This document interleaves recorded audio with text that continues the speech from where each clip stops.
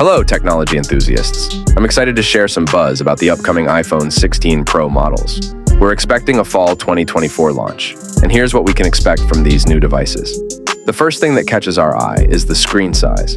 Bigger at 6.3 and 6.9 for the Pro and Pro Max, respectively. This means more space for you to enjoy your favorite apps and videos. Next up is the camera technology. Apple is rumored to be upgrading to a 48-megapixel ultra-wide lens, perfect for capturing those stunning landscapes or close-up shots. Also, say hello to the Capture button, a new addition that promises to simplify your photography experience.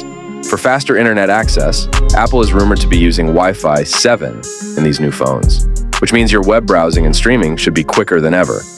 Finally, these phones are set to run on an A-series chip, making them faster and more efficient than ever before.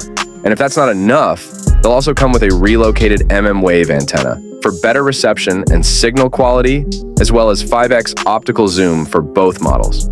So there you have it, some of the exciting features we can expect from the iPhone 16 Pro models when they launch in fall 2024. Thank you for joining us today. If you enjoyed this video, don't forget to hit that like button and subscribe for more tech updates.